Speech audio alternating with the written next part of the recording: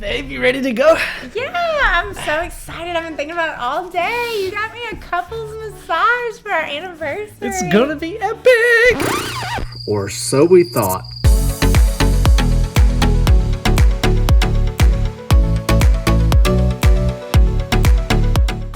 Hey guys and gals, welcome back to the channel. You're watching STORYTIME and I am Cody. And I'm Jessie, and today's video is going to tell you a little bit about some dates that went completely wrong. Not everything goes according to plan, and we have some stories to attest to that. And the first one that we're going to talk about is the not so epic massage. Why don't you tell them a little bit about this date you planned out?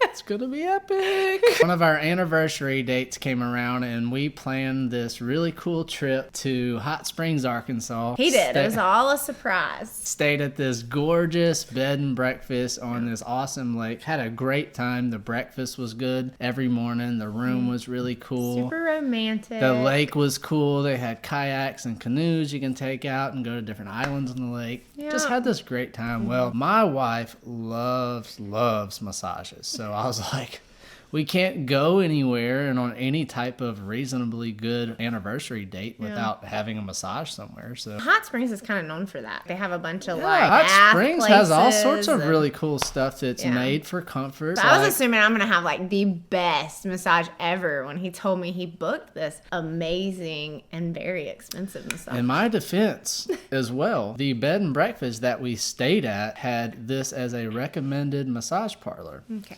I call up a few of them. This ended up being one of them that answered all my questions in a way that sounded really good, and they talked the place up. Should have looked at pictures online. They didn't have any pictures online, but we just went with it. So we hop in the car. Jessie's all ready. She's excited. Yes. I'm fairly excited. The massages are more for her than they are for me, but I always go along with it. We're driving down the highway, and it takes us off into like this neighborhood. This is kind of weird, right? Yeah, this is when things started getting a little sketchy to me. Takes us on this winding road. It gets to a smaller road and smaller road. We checked the address, make sure we put it in right. Yeah, we're not out in the middle of nowhere or anything, but it's just nothing but houses. I'm like, is this gonna be at someone's house? It's a little weird, right? Like, surely this is a huge bed and breakfast. It's not some tiny place, very well known. Surely they wouldn't have recommended me to someone's house, right? We park in the driveway. The next clue was a Crown Victoria parked in the driveway.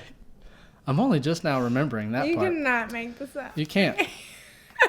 I was like, I don't know about this, babe. He said, well, it was already completely paid for in advance. Pay ahead of time. And we're frugal. So we walk up to the front door of a house and we knock just like that, and door creaks open, and just on the other side of that door is standing an 85-year-old lady. Just to be clear, we do not discriminate against our elderly. We're just hoping for someone with some really strong hands. Jessie's looking like, hey, are we in the right place? And they're like, yeah, come on to this back room back here. Her daughter must have walked out because her daughter looked like she was like 65. Brought us to this room. The room itself was really nice, but we had to walk through their house. There was kind of dog hair all over the floor. They had a few dogs. You could hear them barking in the background. The only problem with this whole thing is it's not even the location. It's not the room. Everything was set up real professional. It's the strength. Jessie likes deep tissue massages. Anytime we go get a couples massage, there's usually a big guy that'll walk out, and there'll be like this little dainty girl that walks out, and I'm like, you're gonna have to switch, because the guy always walks up to me expecting me to be this really tense person, and I'm like, no dude, she's the one that needs you to really get in there and need it. I just basically want a back scratch. He don't actually say it like that. He don't say, hey, go get on my wife. No, I don't. I get the point across that she's the one that needs the heavier deep tissue massage. I'm not a very tense person. My muscles don't tense up. There wasn't really that option here. Old lady or really old lady. The receptionist that we thought was leading us to the back room turned out to be the masseuses. Masseuse? Yeah. I don't know how you say that. Gave her the younger of the two, which wasn't very young. But she looked a little more beefy. She ends up massaging Jessie. The old lady massages me. We leave. And Jessie's like, Cody, that was the worst massage I've ever had in my life. Yeah, because I really wanted to give them the benefit of the doubt. I was like, okay, they are older. Old people have wisdom. They just don't always have the strength in their hands. Yeah, but okay, well, that just means they have more experience, right? They knew where to hit. Yeah.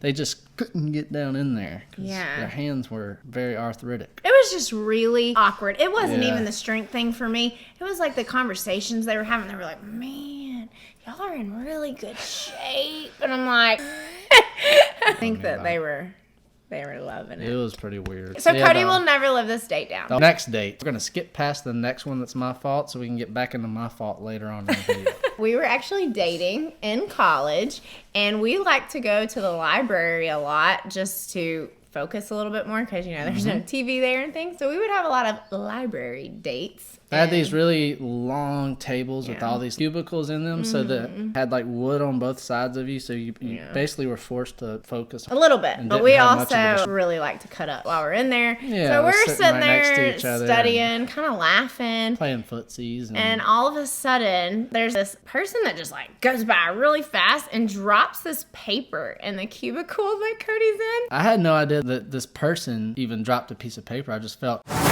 wind like blowing my shirt up. I was like, what the heck? And I looked back and there's someone that flew by me and is at the end of the cubicles and they like poked their head out and then poked their head back like they're hiding and playing peekaboo. And then I saw them just leave. What on earth? So I go back to studying and then I look down. Somewhere flown up in the cubicle was this piece of paper. I'm like, what the heck is that? So I read it.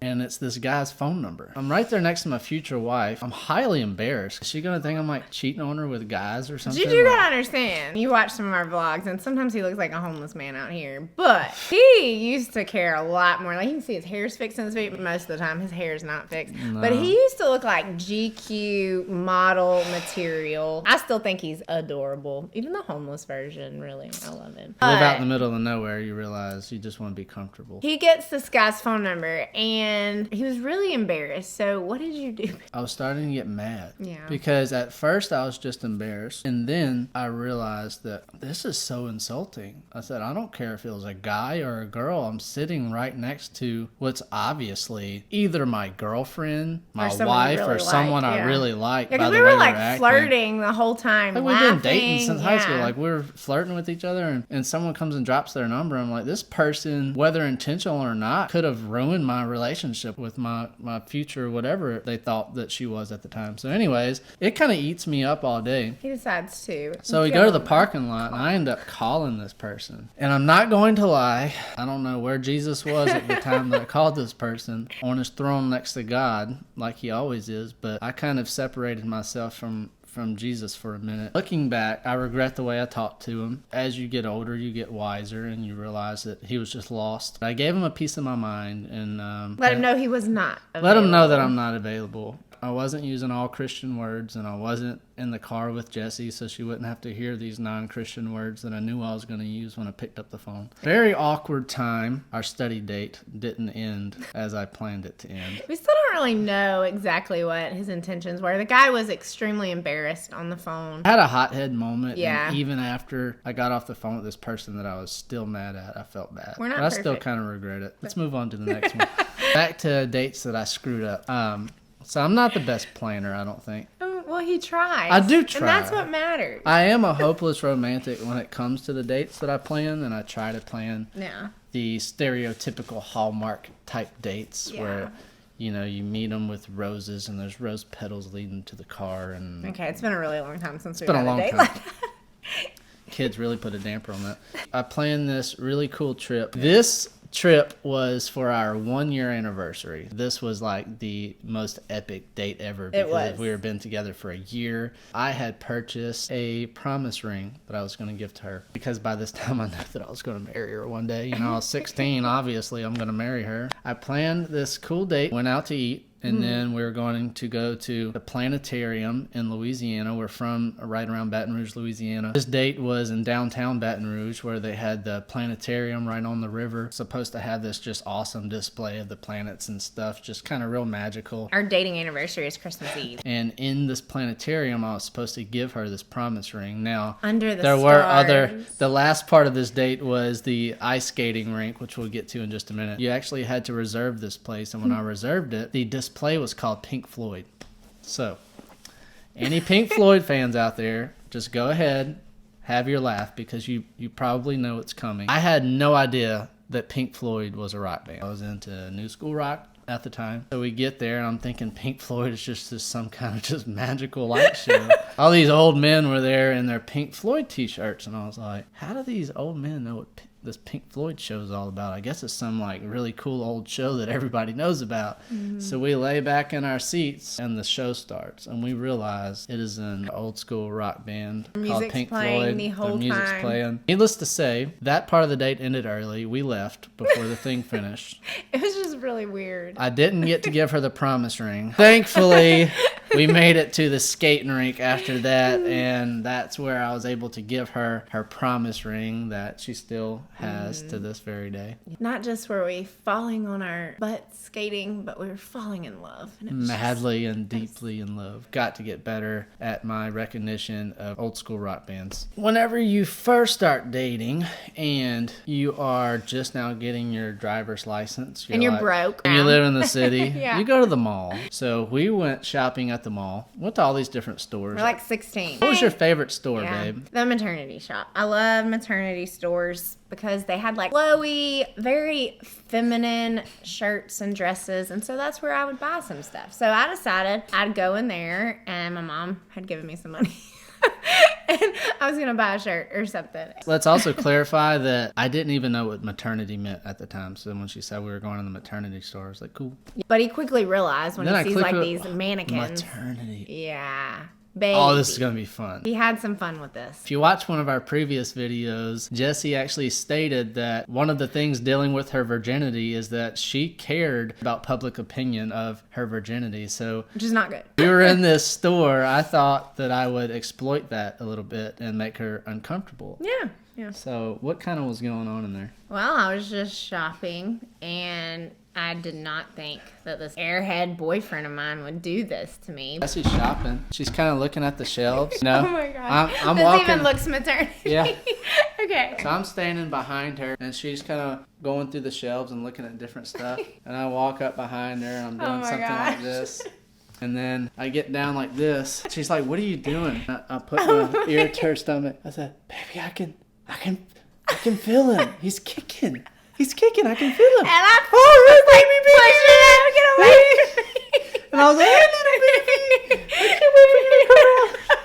I started talking to the baby And I was mortified. I was and so completely embarrassed. embarrassed her. I didn't have a baby in there. I was 16. I never even had sex. Yeah. I should have wore a shirt. So I really told myself I need a shirt, like to say, hey, I'm a virgin. But yeah, I shouldn't have cared what anybody thought. I should have went with it. It was funny. He did make me laugh. That's one thing I just loved about Cody. From the beginning, he was carefree and made me laugh and realize not to worry so much about what She people didn't think. laugh till we got out of the maternity store, though. I was like, we're leaving now. Yeah. Now get out. Needless to say, she didn't buy anything. No, I in there. didn't. No. So, you know, good Christian married folks like us.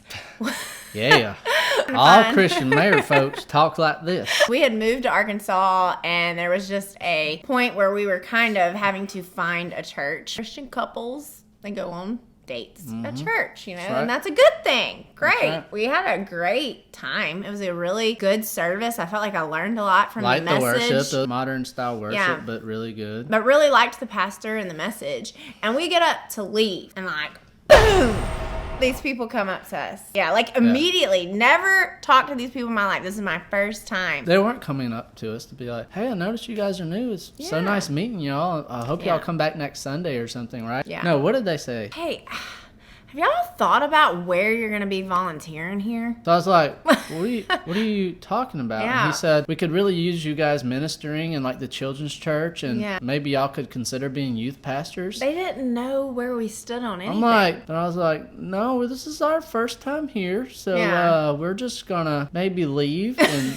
possibly come back next week and just fill the place out and see if we like it. And then maybe if we feel like God wants us to, Yeah. we'll find a place to serve in the church. And please understand, every church that we go to, we do try to get involved, and we try to do more than we take from Yeah, a church. as you know, And, I mean, if you watch any of our vlogs, you know that Cody's part of a worship team. Yeah, and, yeah. and we do enjoy being part. That is Right. like definitely. But it was our first time to ever be there. They didn't know us. it's getting theological. Something's wrong with a church whenever you guys show up and they have no idea who you are. Yeah. And then they're asking you to serve on their serve teams, which their serve teams could be anything from literally maybe someone serving some concession stand that they might have there or opening doors for someone, all the way to the people teaching your kids. And this is a serious problem. It is. Anyways, I don't want to get too deep into the incorrect theology that these churches are practicing by doing things like that, but that is a warning sign. If you go into a church for the first time and they're asking you to become the pastor of the church, you might ought to just turn around and leave, because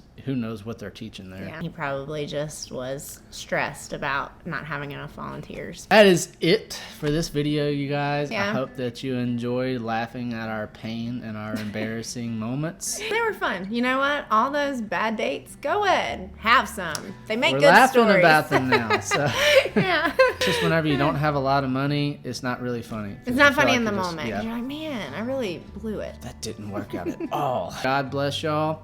We will see you on the next one. Bye.